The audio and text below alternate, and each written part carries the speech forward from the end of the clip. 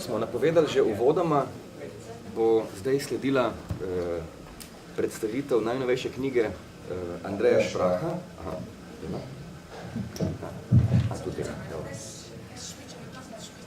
Andreja sem nakratko predstavil že prej, ko sem povedal, da gre za enega naših najboljših filmskih teoretikov.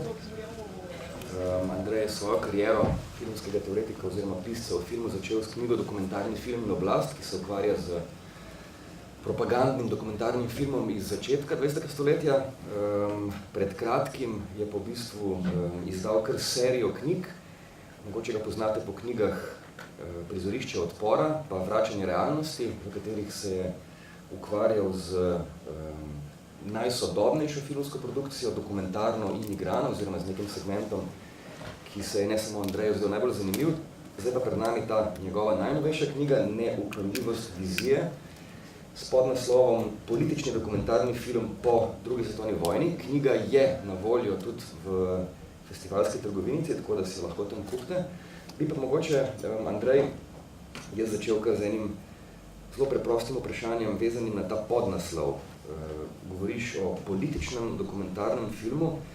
Gre za neko besedno zvezo, ki se nam mogoče zdi samoumevna, ampak obenem sta pa ravno pridevnika dokumentarno pa politično bila zelo velikrat narobe razumljena ali pa zlorabljena v zgodovini filma. Zlasti ta pridevek političen je nekaj, česar se številni režiserji otepajo, kot da bi šlo za neko stigmo, če delaš politične filme.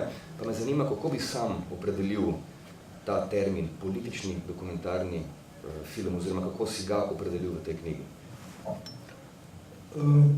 Jaz bi se najprej seveda zahvalil festivalu oziroma Varji, da smo tukaj lahko tudi in da predstavljamo to knjigo. Zdaj, to vprašanje, ki je v bistvu izjemno kompleksno, ampak vendarle mislim, da je mogoče tle smiselno opozoriti na dve stvari. Namreč prva stvar, ki je vezana na moje pojmovanje političnega dokumentarca in je v bistvu zelo enostavna. Namreč kot politično, pa ne samo dokumentarno, oziroma vsako filmsko, zavzemanje obravnavam tisto, ki na nek način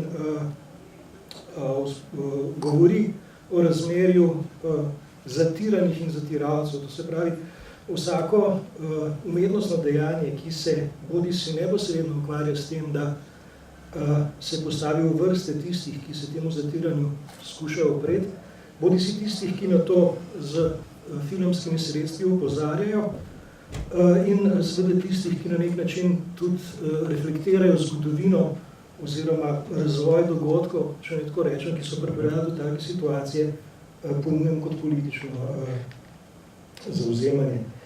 V nekem historičnem kontekstu, ki si ga omenil, to se pravi razmerje med politiko in dokumentarcem, je pa seveda smiselno postaviti neko historično ločnico, katero najbolj eksplicitno postavlja druga svetovna vojna. Namreč tisti, ki ste mogoče večkrat bolj poznate zgodovino dokumentarca, veste, da je pred drugo svetovno vojno seveda dokumentarc dosegel neko blazno višino v bistvu na eni strani čist filmskega izraza, eksperimentalnega, avantgardnega, od sovjetskih dokumentaristov do ameriških fotofilmov in tako naprej, da ne gre tako zgodovino. Potem je prišla druga svetovna vojna, v kateri je dokumentarc več ali manj razumljivo postal orodje in orožje v rokah tistih, ki so se borili za svojo politično vizijo. Pa tukaj ne delam razlike oziroma ni šlo za razliko med tistimi, ki so napadali in tistimi, ki so branili, ampak šlo je za to, da se je dokumentarc instrumentaliziral v nekem, recimo temu, neki podrejenosti, subordinaciji. In kot tak je izgubil tisto primarno politično vlogo, da se pravi, da deluje samoiniciativno, da deluje skozi zavest bodisi filmskih ustvarjalcev, bodisi kolektivov, bodisi nekih grupacij, ki pa niso seveda narejene subordinacijsko oziroma spostavljene subordinacijsko. In potem, po drugi svetovni vojni, je dokumentarc rabil kar dobro desetletje, da se je spet začel pridobivati tisto pozicijo, in obenem tisto vlogo v družbeni realnosti, v političnem boju in tako naprej, ki jo je imel pred drugo svetovno vojno. Hvala, Andrej. Jaz se ponovno opravičujem, dve bistveni stvari sem pozabil povedati uvodoma. Knjiga je izšla pri Slovenski kinoteki, uredil je pa tudi sedeči Vil Basker. Andrej, hvala še enkrat tebi za ta uvod. Zdaj si zadevo umestil po času, pa me zanima, če bi mogoče lahko še nekaj več povedal o sami metodologiji. Namreč knjiga je razdeljena na poglavja, ki so v bistvu zamejena geografsko. Lociraš, če se ne motim, 7 nekih področij, se pravi v Evropi imamo Poljsko, Češko, Hrvaško, Jugoslavijo in Veliko Britanijo, Latinsko Ameriko, o kateri bi se potem nekaj kasneje pogovarjal, še pa ZDA. Zakaj teh 7 regij, oziroma če mogoče lahko na kratko nekaj o vsaki, pa kot rečeno, o metodologiji? Ja, mislim, zdaj verjetno je pri takem izboru zmer pogosto vprašanje ne tisto, kaj je notramo, tisto, kaj manjka. Zakaj recimo ni kanadskega dokumentarca, ki je verjetno oral ledino vsaj v smislu cinemabilite tehnologije oziroma direct cinema. In recimo zakaj ni japonskega dokumentarca, ki je bil izjemno radikalno političen v obdobju, ki ga obravnavam. Zakaj konec koncev je posneni Nemčiji, obeh, vzhodne in zahodne, ki sta bili takrat na različnih pozicijah, ampak v obeh se je izjemno pomembno dogajanje odvijalo. Zakaj ni Italije, ki je, kot vemo, tudi v tem času delovala. Jaz nekako tisto, kar je bilo temeljno vodilo, to se pravi, da vzamemo neke teritorije, neka žarišča, je bilo tisto, ki je, se mi zdi, vendarle najbolj intenzivno na eni strani vplivalo na to, kar se v politični realnosti dogajalo, to se pravi, da je bil film mogoče najbolj intenzivno inkorporiran, vsaj, kot jaz se domevam v tisti situaciji, in na drugi strani, da je na nek način tudi tako ali drugače rezoniral v našem prostoru, to se pravi, v neki politično-kulturni konstelaciji, ki se je odvijalo v obravnavanem obdobju, in obravnavano obdobje je predvsem obdobje 60-ih, 70-ih let s tem znamenitim epicentrom leta 68 oziroma dogajanja, ki so imela vrhunec v leta 68 kot sinonimnim letom za vse te revolucionarne boje, ki so bodisi neposredno v oboroženih spopadih v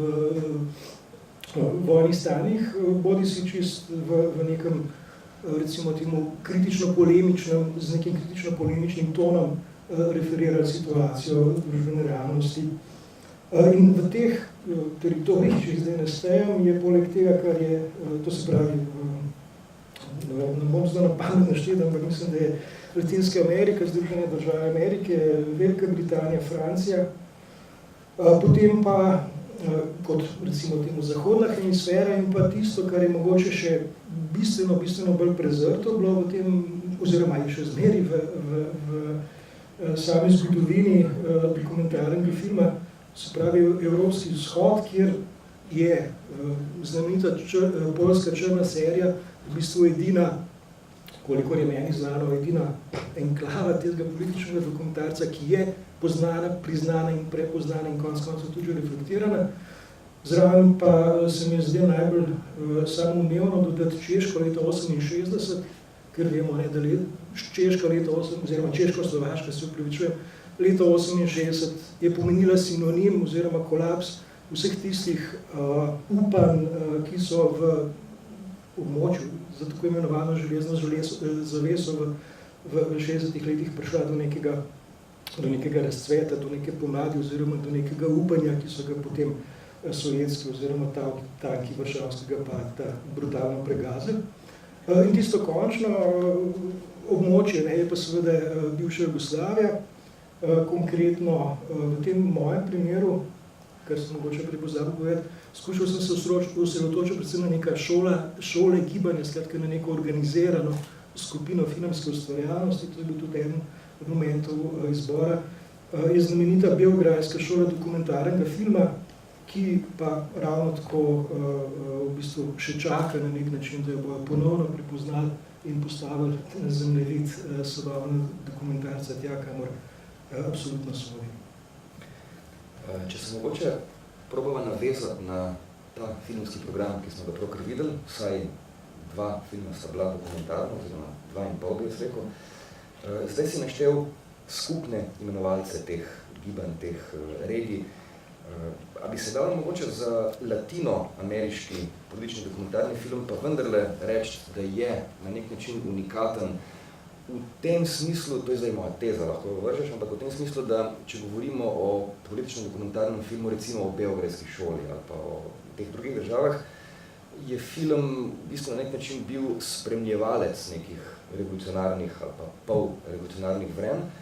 V Latinski Ameriki je pa na primer eden izmed avtorjev, ki bi mogel biti v tem programu, pa nažalost nismo dobili kopije, Santiago Alvarez, rekel, da je njegova velika želja, da kot filmar preneha biti samo spremljevalec revolucije, ampak postane del revolucije.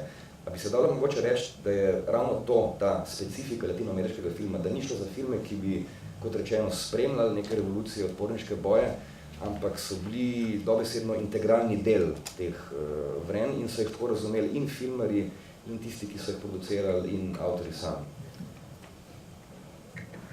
No, to bi se absolutno dali, da je to zelo specifična pozicija latinoameriškega dokumentarca in bažernega dokumentarca v bistvu skozi ta obdobja, v katerih so bila ključna žarišča, ki so se vlekle skozi v bistvu obdobje 20 let ali pa še dej, ampak v tem mojem izboru seveda so to 60. pa 70. leta. Tukaj jaz sicer bi mogoče v isto raven vendarle dal, recimo tudi filme, ki so jih delali bodisi ameriški kolektivi, pa ne mislim tukaj to Newsreela, ki je bil, pač to je to gibanje, ki je vendarle spremljalo dogajanje, pa recimo kolektivi črnih delavskih, odporniških, revolucionarnih gibanj in tako naprej so v bistvu na nek način zelo identično delovali kot latinoameriški cineasti, ampak vsekakor absolutno se strinjam s to tezo, da epicenter tega dogajanja pa je bil v Latinski Ameriki. In tukaj bi mogoče omenil 2 momenta konkretno vezana na eni strani Santiago Alvareza, ki si ga že sam omenil, kot v bistvu pač Kubanca, to se pravi, Alvarez je bil kubanski filmar, ki je seveda deloval v edini državi, kjer je revolucija zmagala, to se pravi, je na nek način deloval v že etabliranem sistemu, v katerem se je seveda vsaj v tej prvi fazi skoncentrirala vsa tista energija, vsa tista upanja, ki so jih ostale države, ki so se še bojevale, videli smo Čile, tukaj Argentina, da ne naštevam, praktično celotna Latinska Amerika, kjer so se v bistvu prizadevali z vsemi sredstvi pač uprit kapitalskem imperializmu, kar koncev je v osnovi bila borba Latinske Amerike pač in Vietnama in koncev se vemo, da vse vojne so bile ravno to upor proti imperializmu in korporativizmu. In tisto, kar je pa drugi ključni vidik, je pa, da je koncev poleg filmske produkcije bila Latinska Amerika s tako imenovano teorijo tretjega filma oziroma vizijo tretjega filma, hkrati tudi območje, kjer sta argentinska teoretika, režiser in teoretika Solanas in Getino v bistvu postavlja neke temelje možnosti razmišljanja o neinstitucionalni filmski produkciji zunaj establishmenta Zahoda oziroma Evrope, prvega in drugega filma, kot one dva to imenujete, ki je absolutno relevantna še danes, ne, ki je v bistvu danes verjetno ena najpomembnejših ali pa najmočnejših teorij, s katero lahko premišljujemo tisto, kar se danes na najrazličnejših območjih sveta, bodi si v dokumentarcu, bodi si v igranem filmu, eksperimentalnem filmu in nemiren, skratka v celotni tej, pač, če že moramo ločevati, se to je večno vprašanje, zakaj ločujemo, zakaj postavljamo te meje, ampak dobro, najprej treba utrditi, da jih lahko rušimo, ampak ne bomo šli zdaj tja. Kjer je konec koncev Latinska Amerika ravno tako pomembna. Mogoče še tretji vidik, ki je pa ključen za način, kako so bili, kot si rekel, inkorporirani filmarji v revolucijo, v vso to vse angažma, dejstvo, ne, da se je film, da je bilo filmsko dejanje, če ne tako rečem, filmski dogodek sestavljeno iz treh ključnih momentov, to se pravi snemanja oziroma ustvarjanja filma, njegove projekcije in tisto, kar je dodana vrednost temu, da je ta projekcija samoumevno delovala kot nagovor oziroma komunikacija z občinstvom. To se pravi, recimo, verjetno vsaj po imenu, če Splavžev film poznate, ne, film je strukturiran tako, da ima že v sami predvsej dolga zadeva, ampak že znotraj svoje lastne strukture ima vmes vprašanja, s katerimi lahko prekinejo projekcijo in se začne debata na določene topike, na določene tematike, ki jih film obravnava. Ne. To je samo ena od oblik, skratka, gledalec postane soustvarjalec, če ne tako rečem, ne pač podobno platno, ampak celotne infrastrukture oziroma celotnega zauzemanja, za katerega se v tistem trenutku dokumentarni film oziroma politični film zauzema, oziroma o čemer govori. Andrej, jaz bi za hip še vedno ostal pri tem latinoameriškem filmu, ki smo ga pravkar gledali, pa se navezal na nekaj, kar si prej navrgel zgolj, ko si govoril o ameriškem filmu, si pravo besedo newsreel. Gre za temo filmskega obzornika, o kateri si dosti predaval v zadnje čase. Pa me zanima, če bi lahko mogoče malo več o tem spregovoril, namreč ravno prvi in tretji dokumentarni film, ki smo jo tukaj videli, se pravi, ta, ki je bil posnet, ki ga je vzhodna nemška filmska ekipa posnela v Čilu, in pa tretji, ta gvatemalski, moj prvi gvatemalski film, ne vem, če že videl kakšen film iz Gvatemale, sta bila zgledna primerka temu, če bi lahko rekli filmski obzornik. Pa, če lahko gremo malo na filmske obzornike in na te dva filma konkretna. Ja, filmski obzornik je v bistvu tist moment, v katerem se film na nek način postane informacijsko sredstvo in kjer to formo nekako drži vsaj do prihoda televizije v tem nekem normalnem pogonu, to se pravi filmske obzornike boste srečali praktično že z Patejem in tako naprej, skratka z začetkom filma. Ampak seveda tukaj gre za dve tradiciji filmskega obzornika, namreč zelo hiter s tem, ko imamo to uradno, bi rekel temu novinarsko linijo obzornika, ki podpira establishment oziroma ki je orodje v rokah pač eno izmed sredstev, tako kot je časopis bilo lahko eno ali drugačno sredstvo. Zelo hiter se pojavljajo tako imenovani, zelo recimo temu poenostavljeno rečeno, ampak vendarle protiobzorniki, to se pravi neke opozicijske prakse, ki identično formo uporabljajo za obrat paradigme oziroma za to, da seveda sporočila plasirajo na svoj način. Verjetno ste vsi kdaj videli kakšne obzornike, ne vem, jaz sem iz une generacije, ki smo v kinu še pred filmom gledali tako imenovane, sicer ne več slovenske, nekaj jih je bilo že zdavnaj konec, v sredini 50 let, ampak jugoslovanske obzorniki, ki so jih snemali do sredine 80 let, mislim, da 85 so zaključili s tem. Skratka, ti uradni obzorniki, ki so bili sestavljeni zelo podobno, kot imate časopisne. Najprej bila politika, pa je bila, ne vem, skratka, zunanja politika, notranja politika, kultura, šport, razvedilo, zdravstvo in tako naprej. Na podoben način so seveda te protiobzorniki skušali subvertirati samo formo in na nek način pripeljati noter vsebine, ki so bile enako strukturirane, pa so govorile, to se pravi, drugačne, podajale drugačne informirane, bodisi so subvertirali samo celotno strukturo, ne, obzorniško, in podajali, recimo, bodisi eno samo tematiko in podobne zadeve. In kar je recimo najbolj radikalno, v tem formalnem momentu, dejstvo, da so opustili recimo voice-over, da so opustili ta informacijski veleglas vednosti in nujnosti, ki zmeraj usmerja percepcijo. Ne. In pač že to, ne, da imaš ti filmarja, ki gre na cesto, ki snema neko ponavadi revolucionarno akcijo, pa neki protest in podobne zadeve, ampak pusti govoriti zgolj kamer in zvoku na setu, to se pravi, tisto, kar se dogaja, je že pomenil radikalno gesto in pač način, ne, subverzije vzorniških praks se je skozi zgodovino več stopnjeval in prihajal do določenih, recimo teh zgodovinskih trenutkov, v katerem je očitno duh časa bil tak, ne, da je to formo na nek način ponovno uživo. Tle je mogoče zgolj kratka anekdota, ki pa je vezana na trenutno dogajanje v Sloveniji, kjer deluje tako imenovana obzorniška fronta, ne vem, če ste s tem seznanjeni ali ne, in ki je bila konec koncev tudi ena od motivacij za vrnitev k političnemu dokumentarcu.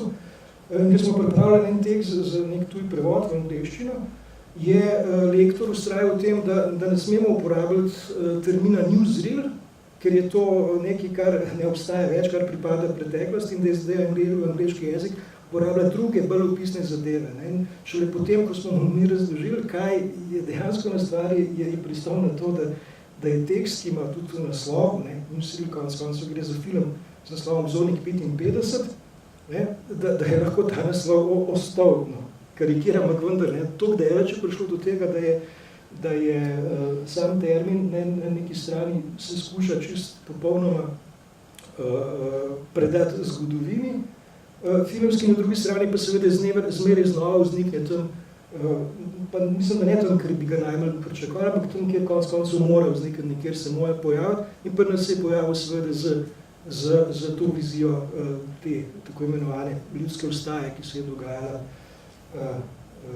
pred časom, oziroma katere ogenj še vedno tli, sem prepričan, nekje v obzorniških obzorjih. Jaz bi samo dodal mogoče, da to, kar si prej govoril o teh kontraobzornikih, da je bil ravno tak gvatemalski film briljanten primer tega, ker je bil zelo natančen. Šlo je za nek film, ki je bil narejen na toliko pocen način, da tudi dostopa niso imeli do arhivskega materiala in so filmsko kamero iz televizije snemali, zaradi tega so bile podobe tako razmazane in seveda sjajno pervertirali oziroma subvertirali to, kar so govorili kapitalisti in pa ta razsvetljeni predsednik oziroma diktator gvatemalski. Zdaj, mi da z Andrejem se tukaj pogovarjava nekako na predpostavki, da knjige še ne poznate. Če je kdo knjigo prebral, pa če ima morda kakšno vprašanje za Andreja, ki je bolj specifično, jaz mislim, da ne bo nič narobe, če vprašate. Mislim, da je Nil, urednik knjige, imel eno vprašanje. Ne, nisem knjigo prebral, ampak mislim, da zdaj že sproti odgovoril na vse moje vprašanje, ki bi hodil zastaviti. Mogoče na to zadnjo opasko o temu, v bistvu o tem o teh metodah v bistvu proti vzornika, se po moje se ne sliši, o metodah proti vzornika, pa tudi recimo o obliki newsreela ali pa o tem, kaj je delal Santiago Alvarez s svojimi montažnimi metodami, se tudi moče sugerira, da je ta ena ironija zgodovinska, kako so v bistvu te neke estetike pa te prijemi danes praktično postali en tak zelo dominanten način tudi medijskih reprezentacij. Mislim, če gledamo nekatere kratke filme Alvareza, lahko v njih prepoznamo neke proto-video spote MTV-a 20-30 let kasneje.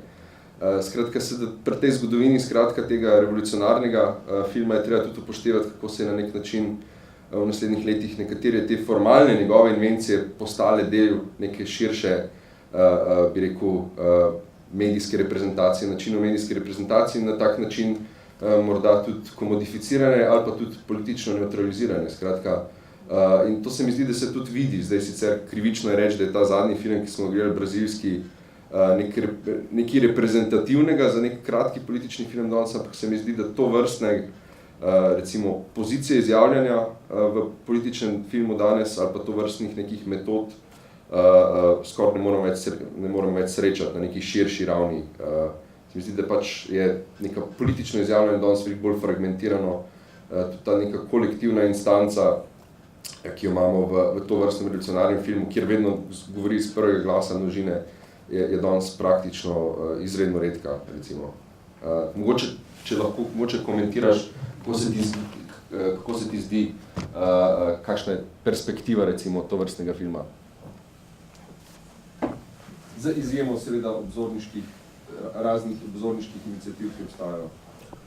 No, jaz sem vseeno isto ravno na te iniciative upozoriti, ampak ravno iz tega tvojega zadnje intervencije, namreč, to je zelo specifično, ne, da se ta glas iz, to se pravi mi, ne, predstavi v jaz, ne, to se pravi, da ustvarjalec seveda vendarle postavi neko svojo osebno digniteto na tisto mesto, kjer je prej nastopil nek kolektiv, ki se je seveda